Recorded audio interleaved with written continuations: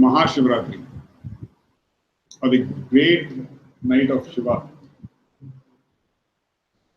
Shiva is the ultimate in evolution.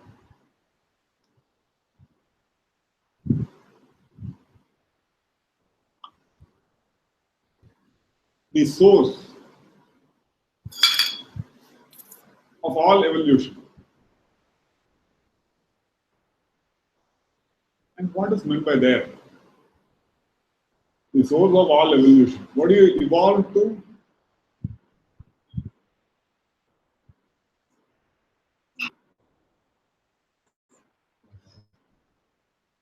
Source. To adapt to the source. But isn't that a contradiction? We evolve to the source. You evolve to the source. Is that a contradiction?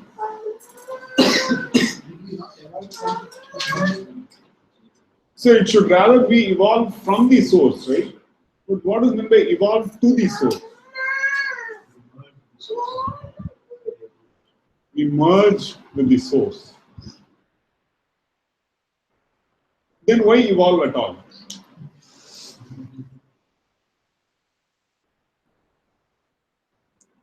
This seems a very tough question to answer. But towards this, it becomes useful to understand that from the Yoga Shastras, a human being is looked at as 5 components, 5 parts. You would have heard of Annamaya Kosha. Annamaya Kosha is this body, which is made up of food. And very interestingly, as we have seen, through evolutionary biology, what do we understand? How has the body evolved? From Darwin's evolutionary theory to now, evolutionary biologists clearly trace the evolution to a common ancestry, all the way back billions of years back, about 3.5 billion years back. Same ancestors. And how did our ancestors look like? Yeah, single-celled organisms. Our ancestors, we can proudly claim, hey, I belong to this bacteria lineage. Now we can claim that. Or I belong to this archaea lineage. Does that make sense? We have evolved all the way from bacteria to what? Is that a contradiction?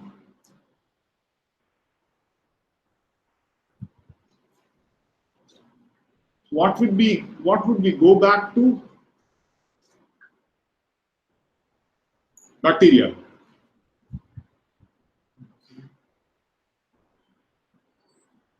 Now, bacteria as a species has evolved separately. We have branched out into land-based forms, reptilian forms, branched out from reptilian forms to mammalian forms, and branched out from there into biped, and we are separate from Neanderthals. We have become Homo sapiens. All this evolution has taken us from single-celled organisms to multicellular, but we have not become so multicellular as a dinosaur, for example. Not evolved that way. Evolution has taken us towards a different trajectory. And this is to do with the physical evolution. But simultaneously, you have other aspects of evolution. The second kosha is the pranamaya kosha.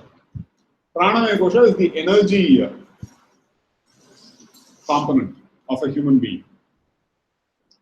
Energetically also we evolve. We have followed an evolutionary trajectory, energetically. That is not covered as part of science, modern day science, because the modern day science is based on physical evidence mostly. an analysis of that. But they are slowly getting into there. They will eventually get into those spaces. So we have energetically evolved.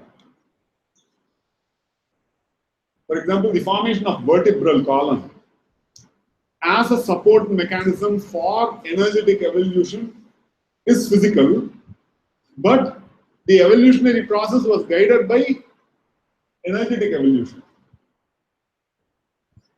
So the physical structures supporting certain other evolutionary trajectories, certain subtler evolutionary trajectories, is what we are talking of here.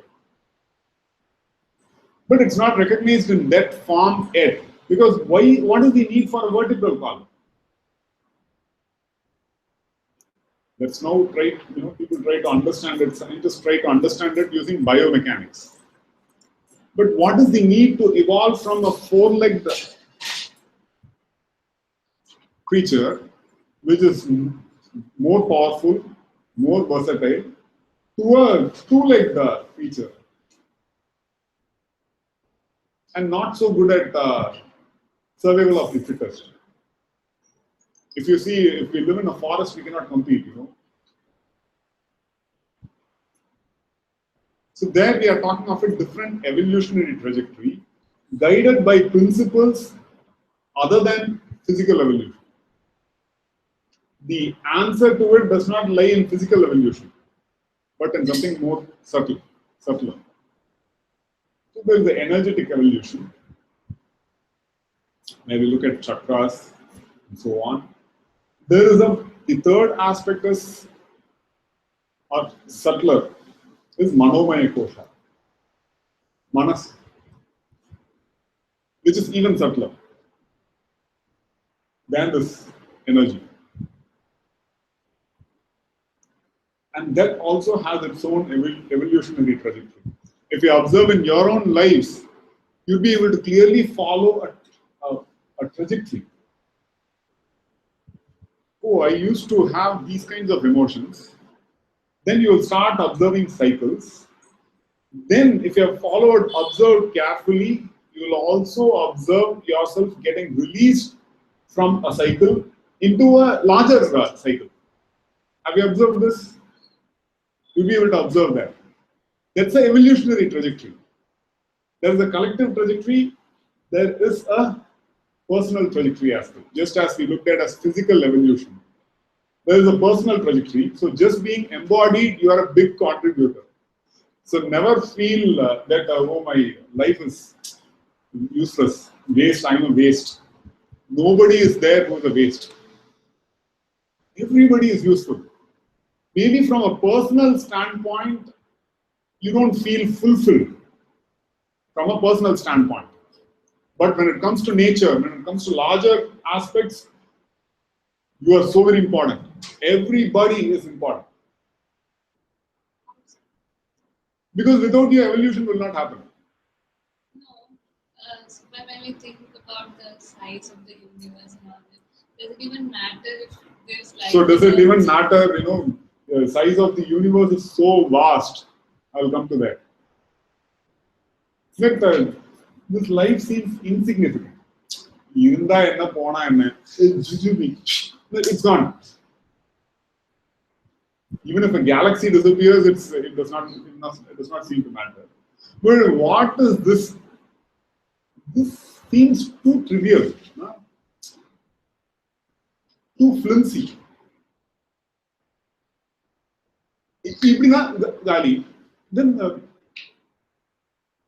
Then how come you are saying no, this is very significant?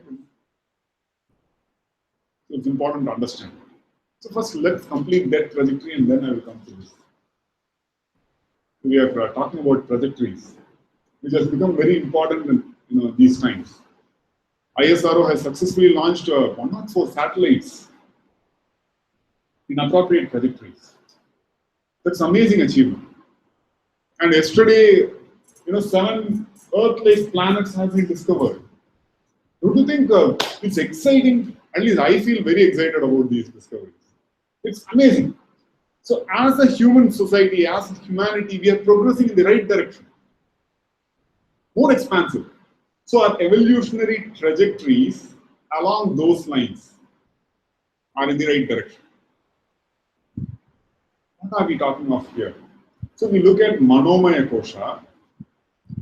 As a human society, is our evolutionary, that is with respect to manas, mind, emotions, the field of emotions, is our evolutionary trajectory going in the right direction?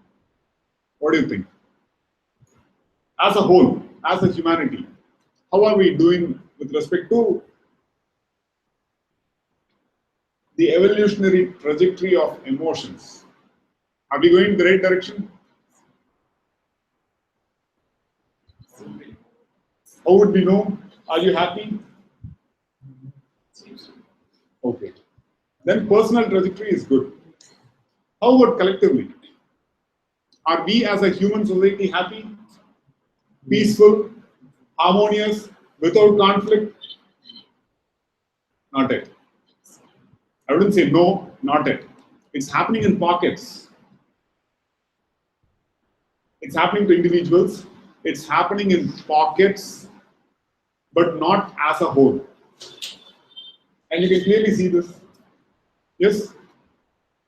So, Manomaya Kosha, the evolutionary trajectory with respect to emotions.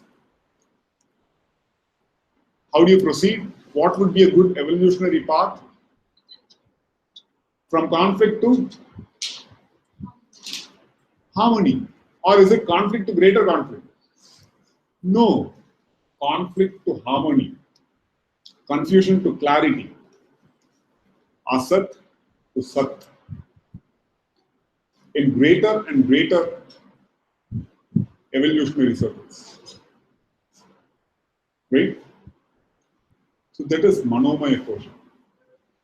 And you would see Manas is also not immune, so very immune to responses. And hence it's also collective. It's individual yet collective.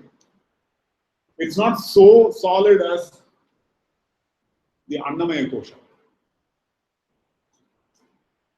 It's a little more fluid.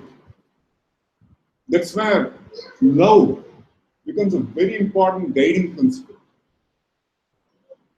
A compassionate heart, caring for all beings.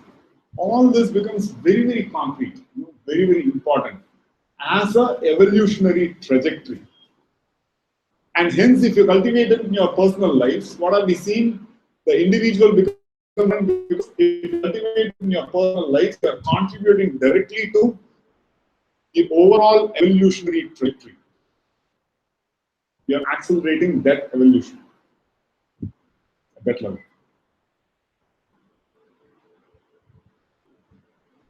How has physical evolution been? That's how it's been.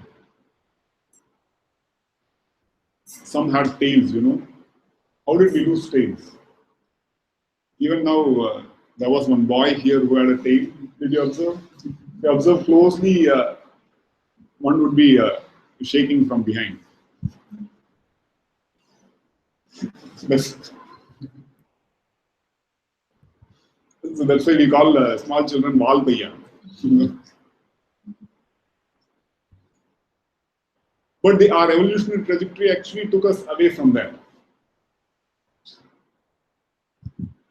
Similarly, we can also we can steer ourselves clear from conflict, from war, towards peace, harmony, global harmony, friendship, love, care, all of that. That becomes significant. If we engender those qualities in our heart, we actually are contributing to the global evolutionary path as well. Similarly, Vijnanamaya Kosha. Vijnanamaya Kosha is even more vaster. That's the body of scientific knowledge. Also Vedas. Scientific does not mean just the modern scientific knowledge, but ancient sciences as well. The expanded scope of sciences. All sciences, in whatsoever form. Rigorous sciences. Science is taking us towards well-being, collective well-being. There, from limited knowledge to more expansive knowledge. And knowledge liberates. Knowledge is power.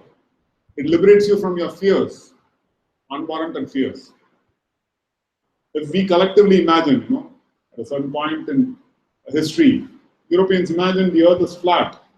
And they were afraid that, you go to the edge of the earth, you'll fall off. Literally fall off. It can create tremendous fear. You would have seen, children, limited sphere of operation. Anything a step outside, it creates fear. Fear of uncertainty. No certain knowledge, no clear knowledge. Even for us, we are in our comfort zones. Any step outside, it may create fear and insecurity. It can definitely manifest. And hence, Vijnanamaya Kosha is also the body of scientific inquiry and knowledge that is collective yet personal. You draw from the collective, you contribute to the collective. How there is this whole body of scientific knowledge, but we also have a personal scientific knowledge, right? The personal is drawn from the collective. We don't have the entire collective here. It's within us. Even relationships are affected by that. We take an image of another person and then imagine that person to be what we think they are. And that affects how we relate with others. And hence, growing from that to more number of frames per second would be helpful, if we can say that. 1 frame per second is very, very limited. Now, what do we carry? 1 frame per second, or 1 frame per lifetime is very tragic. That means you have too much of a photographic memory. The reel should run faster. Then you have more frames per second, and that is more actual representation of reality. The knowledge that empowers you to have that dynamic view of reality empowers you. Now our reality is limited to this earth. As humanity is struggling to go to the edges of the solar system. But we need to go much farther. We need to touch the edges of the galaxy. We need to touch other galaxies. Why the edges of the universe? Why should we not? What limits us? It's our knowledge. And hence, this Vijnanamaya Kosha is something which empowers us. We draw from heavily. And there is an evolutionary trajectory to that aspect. And it's very important to contribute to that evolutionary path, progress of the Vijnanamaya Kosha. That's why current education, when I interact with so many students and teachers, I'm appalled by the lack of inspiration.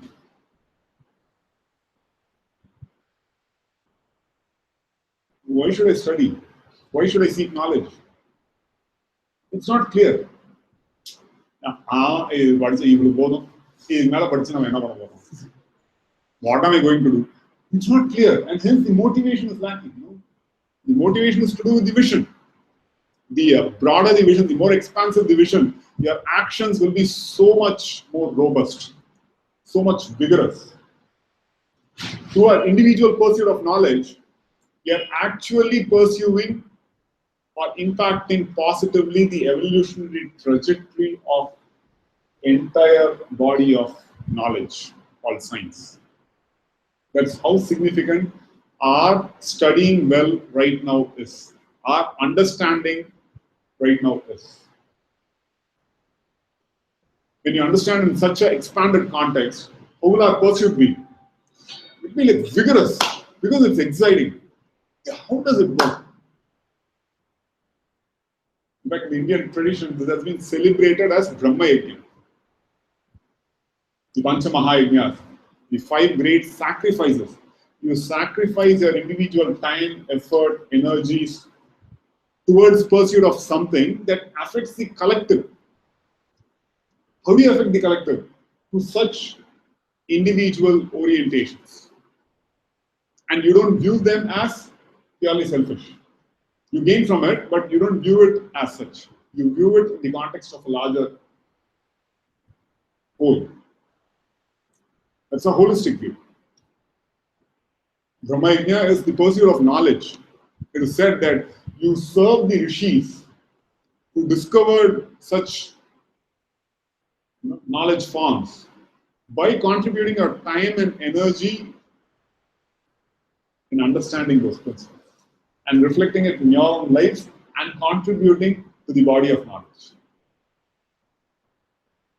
Isn't it amazing? And fundamentally, the fifth kosha, that is the fundamental kosha, is called Anandamaya kosha. Anandamaya kosha is still a part of oneself. Just like Annamaya kosha is a no-brainer. Everybody, it's obvious to everybody, Annamaya kosha, this body, it's obvious. Pranamaya kosha, to a certain extent, you feel up, down, energy-wise. Mahashivaratri especially impacts all of these, but Pranamaya kosha in a major way because there is a surge of energy. And you ride the wave if you know how to. And knowing how to is a whole technical platform that has been offered to us in this tradition. That you can ride the wave. So there is a Pranamaya kosha, Manomaya kosha, Vijnanamaya kosha, and Anandamaya kosha. Anandamaya kosha has been termed so because it's closest to the source. And what is the source? The source is considered Shiva Tattva. In Tamil, we also call it Paramburul. Paramburul means the fundamental principle. Fundamental principle. Fundamental principle. What does that mean? Does it even mean anything? The fundamental principle is supposed to go beyond all names and forms.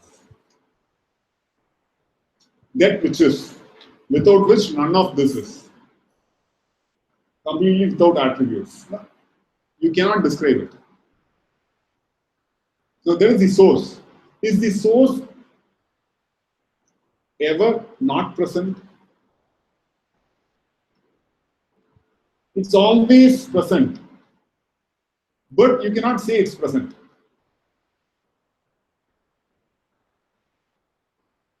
It's like you have a sign there. Is that, what do you call that? Zero. Is that zero line ever present? Or do you say that is present? You don't describe that in terms of present or absent. You can only describe a manifestation as present or absent. This is called Anaadi. That which does not have a beginning or end, and hence you don't use terms like present or absent to describe them. You cannot have attributes or without attributes. Basically, cannot talk about it. And the best part is, all of this is that. We are that. But that has to be actively realized. For that, Mahashivaratri is considered a great opportunity. Any day, any moment is a great opportunity.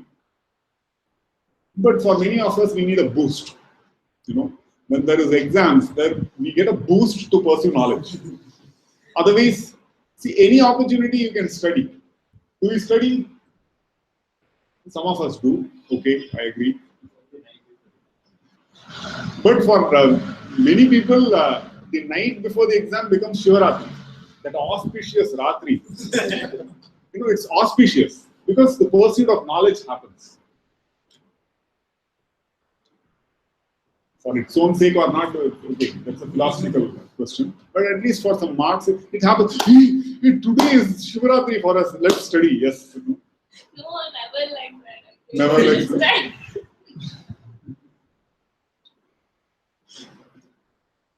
She's very brutal and straightforward. I at least wanted some embellishment to the Shivaratri. So tonight also Shivaratri, how will it be? Today is Shivaratri. Let's do it. You start off.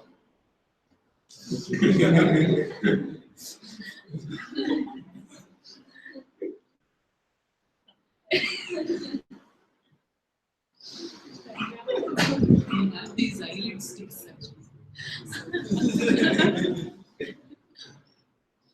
But at least start should be auspicious, It should be positive, it should be all energetic.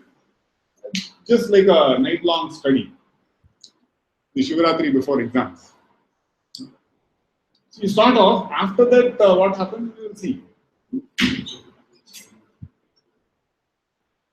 So Mahashivaratri is a great happening. And our fundamental essence is in terms of, it's called Satchit Ananda Swarupa. Sat, truth, Chit, knowledge, and Ananda Swarupa.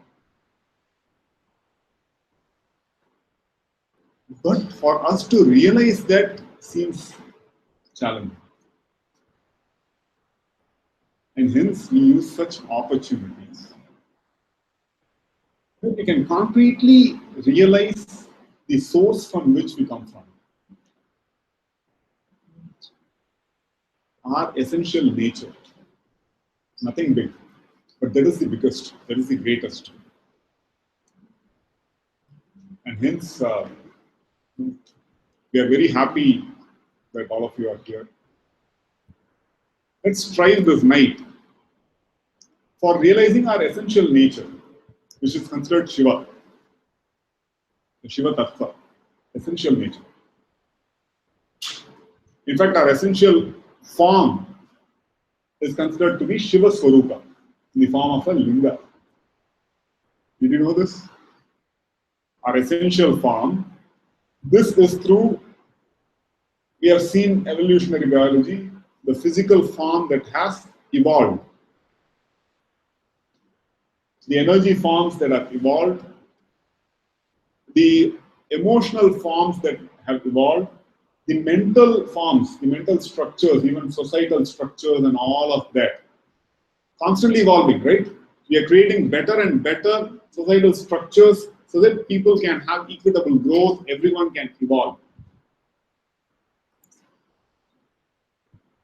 The fundamental form, before you dissolve, is looked at in the form of a linga. It's called a linga sharira. So you can realize yourself as that.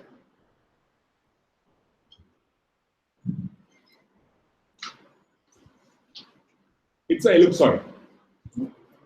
That's why in this tradition, and not just here, many ancient traditions, it's celebrated as a remembrance of your fundamental form beyond which you are formless. That is the nature of Ananda Swarupa. Ananda. And when will it be Ananda? It's not automatic. Our personal effort culminates in us realizing our original nature. The effort is in terms of cleansing ourselves along all these multiple dimensions. For that fundamental nature to become visible. And that is related as going back to the source. Then all these structures, the superstructures, along Vijnanamaya Kosha, Manomaya Kosha, Pranamaya Kosha, and Annamaya Kosha, all these superstructures, the graded superstructures, are refined in such a manner that the fundamental divine finds an expression, an active expression in outer reality. And death is true returning to the source. That is involution and evolution together.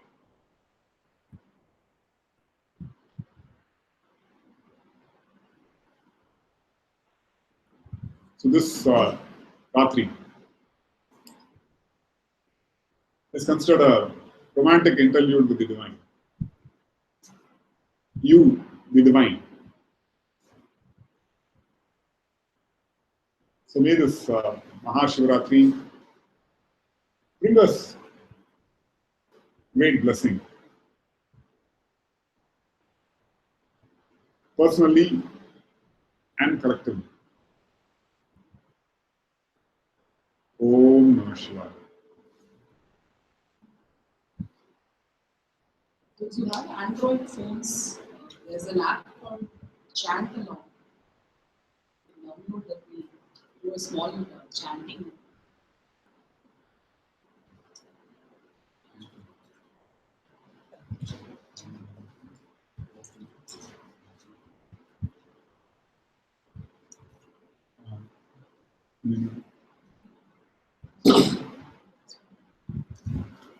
Sunita, you can continue. You can continue with the chant.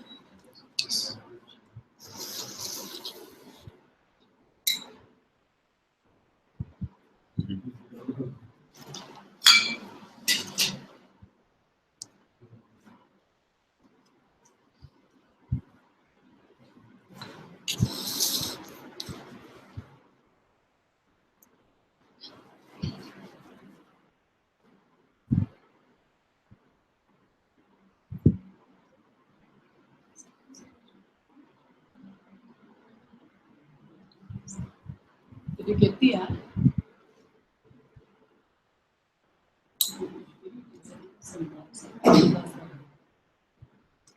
All through the night, we will have various activities. Ideally, it's just sitting still, experiencing the ananda that we are. But for some of us, the ananda might be in terms of Muttavali Mudurvali. For that, we have some antidotes. For some of us, the ananda will be in terms of emotional turmoil, push and push. Hey, what am I doing in life? Why am I sitting here? Because when the going gets tough, it is really tough. So we might have so much churning inwards. So to help with that, we have some other Chant activities. Along. The logo will be orange color. You can search for Anaadi chant along. Anaadi Chant Along.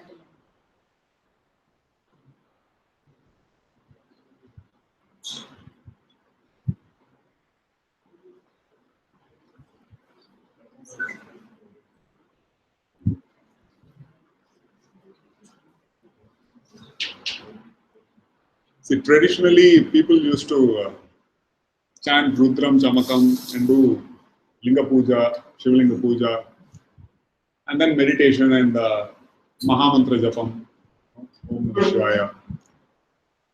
But since we are all young, we are introducing some other things like pursuing knowledge. We'll also have such a little bit of traditional components. For example, Shiva Puranam will have a little bit of that, but not fully. Try chanting. No, actually, the schedule is packed. Are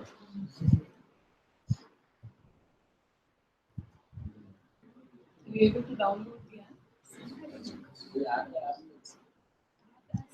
Or they can download it, ask it to us, how the chanting.